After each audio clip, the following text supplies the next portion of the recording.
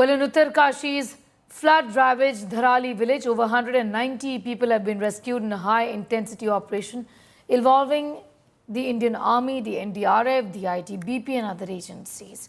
Well, as the rescue operations continue, Army has established satellite and radio relay communication, allowing stranded civilians to connect with their families via satellite internet.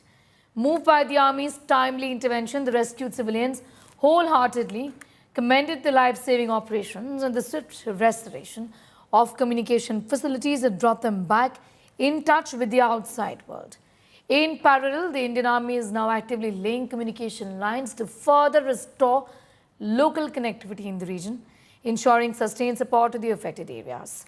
After the widespread destruction, the Indian Space Research Organization released a satellite image showing the devastation around Dharali village following the flash floods.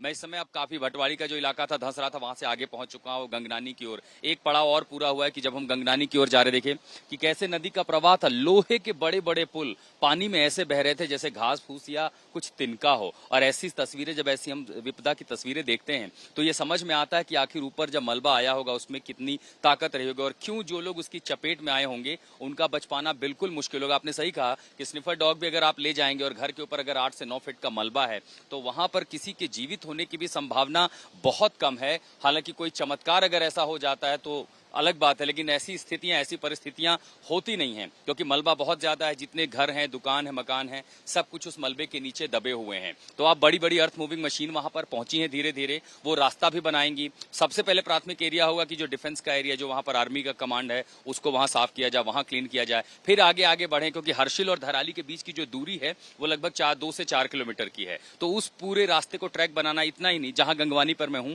दरअसल मुझे यहां इसलिए रुकना पड़ा क्योंकि आगे जाकर के कम्युनिकेशन नहीं है, तो उसके साथ आपको कम्युनिकेशन बिजली की लाइन रिस्टोर करनी है। गंगवानी का जो पुल था वो इस समय आर्मी काम कर रही है। कोशिश करेंगे हम थोड़ी देर बाद वहां से आपको एक रिपोर्ट दिखा सके कि कैसे मिशन मोड पर उस रास्ते को मजबूत किया जा रहा है। फिर 3 किलोमीटर आगे एक पूरा हाईवे बह गया है। संभवतः आज शाम ऐसी तस्वीर हो सकती है कि हम सब और तमाम जो मशीनरी है वो सड़क के रास्ते हर्षिल या धराली कम से कम पहुंच जाए। गौतम, आपने जो मंजर देखा, पहले तो ये बताइए हुआ कैसे और आपने देखा क्या? मैडम, ये 5 अगस्त की बात है, 1:30 बजे की आसपास की बात है। हम लोग जो है गांव में देव पूजा का काम कर रहे, मतलब तैयारी कर रहे थे। सामने गांव जो दराली जहां बाढ़ आई है वहां देव पूजा हो चुकी थी। मेला था दोनों गांव में। तो हमारे गांव में जो देव पूजा की तैयारी हो रही थी, बारिश बहुत तेज हो रही थी। तो हम लोग जैसे तैयारी कर रहे थे, सामने BSNL का जो टावर है उस पर काम चल रहा था। तो वहाँ मजदूर थे, 10-12 मजदूर थे। उन्होंने हमको अवगत कराया, हम लोगों को बोला कि सामने गाँव देखो दराली में क्या हो रहा है ये। तो हम लोगों ने जैसे देखा, हमने सामने पे जाते ही हमने उनको जो है सीटी बजाना मुंह और ऊपर से नीचे आ ही रहा था। वो आधे रास्ते पे था, वो गांव में नहीं आया था, मंदिर के पास भी नहीं आया था। तो हम लोगों ने उनको जो सीटी बजा के और आज चिल्ला चिल्लू के बोला तो उन्होंने सुन तो लिया था। इसमें हमारे गाँव के 2 लोग थे जिन्होंने हमको बताया बाद में कि आप लोगों ने सीटी बजाई थी या आवाज़ मारी थी। हम लोग काफ़ी लोगों ने सुना क्योंकि उसमें हमारे गाँव के 2 थे जो पुजारी थे, वहाँ पूजा लगा रहे थे। उसमें सुधांशु सेमवाल जी और गोकुल सेमवाल जी थे। तो उनके जो है सामने पे जो आया था उसके छींटे पड़े थे उनके मुंह पे। फिर हमने मार्केट में उनको भागते हुए देख लिया था। जो लोग थे वो भाग रहे थे और फिर अचानक से वो आया। उसमें जो है फिर थोड़ी देर बाद जो है जो लोग थे जो मंदिर की तरफ थे वो तो सब बचे, जो मार्केट की तरफ थे कुछ तो भाग गए थे। कुछ लोग जो है उस मलबे के दबे हुए थे। कल एक बॉडी मिली थी, परसों की बात है। एक लड़का था, आकाश था, वो फ्रेंड उसमें आता है। वो स्कूटी लेने के चक्कर में गया। वो आपके गांव का था या धराली का था? उसको जानते थे आप? जी जानते थे। और उसमें जो है फिर उसके बाद जो है जो धराली गांव की लेडीजें थी और जो जेंट्स हैं, जो बुजुर्ग आदमी, उनको जो है ITBP के द्वारा और पुलिस उस द्वारा इनको जो है कुछ लोगों को कोपांग ले गया, उनको मेडिकल सुविधा दी गई। तमाम चुनौतियों के बीच ऑपरेशन जिंदगी उत्तराखंड में जारी है। धराली और हर्षिल में वायुसेना लगातार सक्रिय है, लेकिन जमीनी मार्ग से पहुंचना अभी भी बहुत मुश्किल है। इस बीच गंगनानी में भारतीय सेना अपने मिशन पर जुट गई है, उस पुल को दुरुस्त करने में, रिस्टोर करने में जो दरअसल प्रवाह में बह गया था। लेकिन खतरा अभी भी टला नहीं है। उधर हर्षिल और धराली में जहां पर रेस्क्यू और इवैक्यूएशन ऑपरेशन चल रहे हैं, यहाँ भटवाली में लगभग 35 किलोमीटर दूर जिन इलाकों को मजबूत कर लिया गया था, यहाँ पर सड़कें दोबारा दुरुस्त कर ली गई थी। जो राष्ट्रीय राजमार्ग बह गया था उसे शुरू तो कर लिया गया, लेकिन खतरा लगातार दरअसल ये है क्योंकि पहाड़ का जो हिस्सा नीचे से यानी पानी के किनारे से, नदी के किनारे से खिसका था, वो लगातार फिर बैठा जा रहा है। यानी जो सड़क कल दुरुस्त कर ली गई थी वो फिर बैठ रही है। वो इसलिए क्योंकि पहाड़ का पूरा हिस्सा जो स्ट्रक्चर होता है जमीन का, यानी नदी के नीचे से जो हिस्सा खिसक जाता है उसे अगर आप देखेंगे तो कुछ इस तरह केबिन बनती है और फिर पहाड़ भी नीचे धसक रहा है और वो इतना डरावना है। उसकी वजह से फिर जमीन का हिस्सा नीचे बैठा, फिर बीआरओ ने काम किया, सड़क तैयार की है,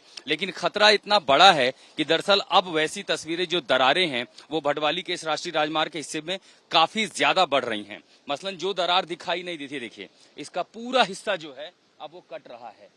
ये देखिए राष्ट्रीय, इसकी चौड़ाई लगातार बढ़ रही है, पहले मिलीमीटर में थी, सेंटीमीटर में थी, इंचेस में, और अब फुट में हो गई। देखिए ये पूरा हिस्सा जो सड़क है अब ये दरारें बढ़ रही हैं और अगर ये दरारें बढ़ती रही तो सड़क का ये हिस्सा भी कभी भी खिसक सकता है। अगर यहाँ पर खतरा आया तो आप समझ सकते हैं। अब इसकी लंबाई देखिए, ये लगभग 50 से 60 मीटर और दरारें इसकी बढ़ रही हैं। इतना ही नहीं, नदी के किनारे जब हम देख रहे हैं तो पानी अपने साथ जमीन को नीचे से काट रही है, जिसके चलते मलबा नीचे गिर रहा है और चूंकि अंदर से जमीन खोखली हो रही है तो ये हिस्सा लगातार धंस रहा है, दब रहा है। यहां तक हमने जब देखा है तो पहाड़ का यही हिस्सा देखिए, ऊपर से कोई मलबा नहीं गिरा है, यहाँ ऊपर से नहीं गिरा है, लेकिन नदी के नीचे हिस्से पर आपको गिरता हुआ मलबा दिखाई दे रहा है जो कि पानी के साथ आगे भी बह रहा है।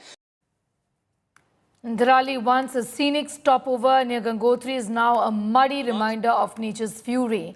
Flash floods devastated Uttarkashi, leading to collapse of homes, hotels, followed by frantic rescues. And amidst this wreckage, stories of survival, resilience emerge as life slowly limps back to normalcy. India Today is the only channel on ground tracking minute-by-minute updates. Yes, ma'am.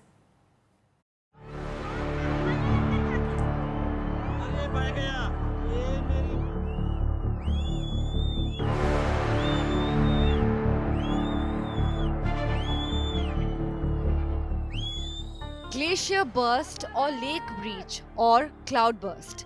While what caused the flash floods remains uncertain, it was Dharali that took the brunt. The flash floods swept through this peaceful village, turning hotels into heaps, homes into ruins, and left tourists stranded. अचानक से पता नहीं चंद second में पता नहीं क्या हो गया और सब कुछ तबाह हो गया। मैं बिल्कुल बीच मार्केट में उस टाइम खड़ा था और जैसे सीटी की आवाज़ सुनी तो हम लोग दौड़े और फिर अचानक से ऐसा ब्लास्ट हुआ कि आप किस तरफ दौड़े? मैं मार्केट सेंटर से उत्तरकाशी की तरफ। जब मलबा आया, जब बाढ़ आई, तब उस टाइम पे हम लोग धराली सेंटर में होम स्टे में रह रहे थे, स्टे कर रहे थे। सेकंड फ्लोर से नीचे मलबे में हमने जंप किया और क्रॉल करते करते जो भी सेफेस्ट प्लेस था नियर बाय, हमने वहाँ गया और जो कि मुखफा पुल तक हम पहुँचे क्रॉल करते करते। और उसके बाद जब हम ऊपर पहुँचे तो नीचे का पूरा धराली गाँव खत्म हो गया था जी। A couple from Bengaluru barely made it. सब लोग ऐसे विसिल कर रहे थे तो हमने दरवाज़ा खोल के देखा तो पूरा मलबा मतलब आ रहा था पूरा।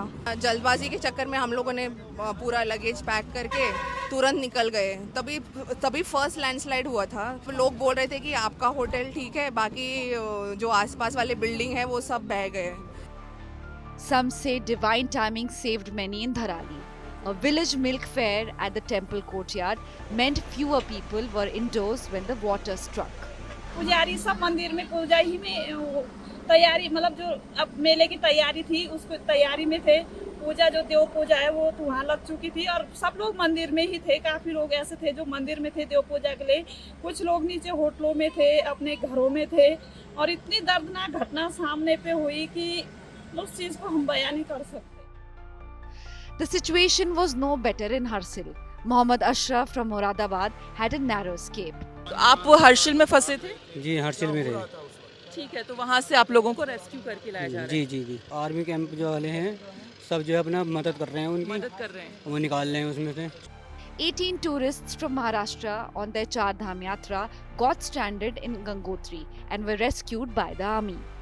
हम लोग 18 लोग हैं। 18 लोग हैं। उसमें से हमारा 10 लेडीज है और 8 जेंट्स है। ये पूरा हादसा होने के बाद जो आपदा आ गई उससे लाइट पूरा चला गया था और नेटवर्क भी नहीं आ रहा था। जहाँ पे ये हादसा होगा वही मलबे के ऊपर से हमको आज लेके आ गए, उधर से रेस्क्यू किया गया।